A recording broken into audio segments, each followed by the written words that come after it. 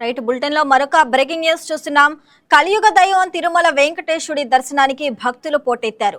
వేసవి కాటంతో రద్దీ రోజు రోజుకి పెరుగుతుంది. క్యూ లైన్లు భక్తులతో నిండిపోతున్నారు. గడిచిన 5 రోజుల్లోనే 4,32,213 మంది భక్తులు శ్రీనివాసుని దర్శించుకున్నారు. అత్యధికంగా మే 16, 17న 90,000 మందికి పైగా భక్తులు స్వామివారి దర్శనం చేసుకున్నారు. రద్దీతో పాటు ఎండల తీవ్రత ఎక్కువగా ఉండటంతో టీటీడీ విస్తృత ఏర్పాట్లు చేసింది. అధిక సంఖ్యలో భక్తులు తరలి రావడంతో వైకుంఠం క్యూ కాంప్లెక్స్ లో 1, 2లోని కంపార్ట్మెంట్లు పూర్తిగా నిండిపోయి నారాయణగిరి ఉద్యానవనంలో ఏర్పాటు చేసిన షెడ్లలో కూడా నిండిపోయారు. బాట గంగమ్మ ఆలయం క్యూ లైన్ లో భక్తులు వేచి ఉన్నారు. శ్రీవారి సర్వ దర్శనానికి 24 గంటలకు పైగా సమయం పడుతుండటంతో అధికారులు అప్రమత్తమయ్యారు. వేసవి తీవ్రతో భక్తులు ఇబ్బంది పడకుండా అవసరమైన చర్యలు తీసుకున్నారు.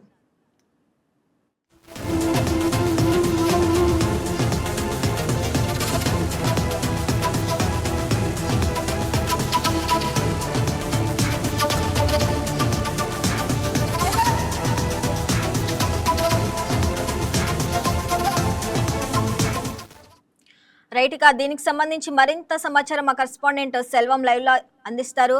సెల్వం చెప్పండి, ప్రస్తుతం తిరుమలలో భక్తుల రద్దీ పరిస్థితి ఎలా ఉంది?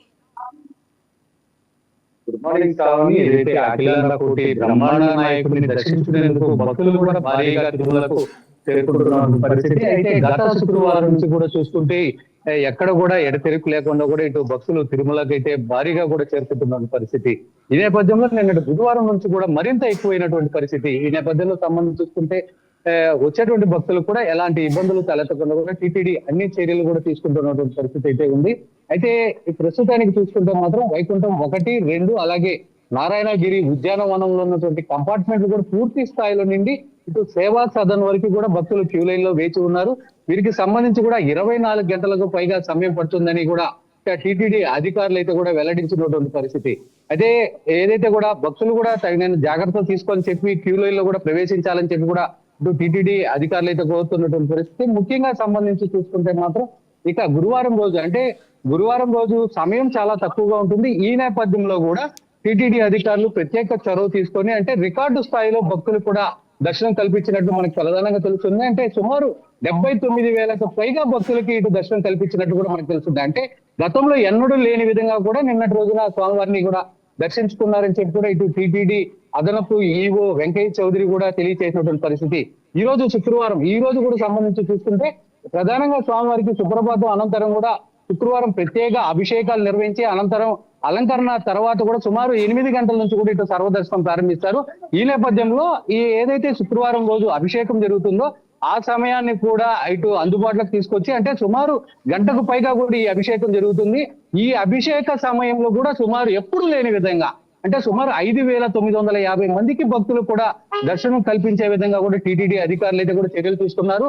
అదే విధంగా ఏదైతే కూడా వేసవి తాపం కూడా ఎక్కువ ఉండడంతో ఏదైతే ఈ నారాయణగిరి షెడ్యూల్ అనంతరం క్యూ లైన్లు ఉంటాయో అక్కడ కూడా సంబంధించి ప్రత్యేక షెడ్యూల్ని ఏర్పాటు చేశారు. ఎండ నుంచి కూడా ఉపశమనం కలిగే విధంగా సంబంధించి కూడా అంటే ప్రధానంగా ఒకటే చెప్తుంటారు, వచ్చేటువంటి భక్తులకి ఎలాంటి ఇబ్బందులు తలెత్తకుండా కూడా టీటీడీ అన్ని ఏర్పాట్లు కూడా చేసినటువంటి పరిస్థితి. ప్రధానంగా ఈ ప్రాంతాల్లో జర్మన్ షెడ్ లాంటివి అదేవిధంగా మొబైల్ టాయిలెట్లు కూడా ఏర్పాటు చేసి వచ్చేటువంటి భక్తులకి ఎలాంటి ఇబ్బందులు తలెత్తకుండా కూడా అన్ని ఏర్పాట్లు చేశామని చెప్పి కూడా టీటీడీ అధికారులు చెప్తున్నారు. ఏదేమైనప్పటికీ ఈ రద్దీ మరి ఇంకొక 2 రోజులు కూడా ఇలాగే కొనసాగే అవకాశాలు ఉన్నాయి కాబట్టి తమ ప్రయాణాలని తిరుమల రద్దీకి అనుగుణంగా కూడా మార్చుకోవాలని చెప్పి టీటీడీ అధికారులు కూడా కోరుతున్నారు. మరోపక్క ముఖ్యంగా ఏదైతే కూడా ఈ ప్రజాప్రతినిధుల సిఫార్సు లేఖలు కూడా దర్శనం కేటాయిస్తూ వస్తుంటుంది టీటీడీ.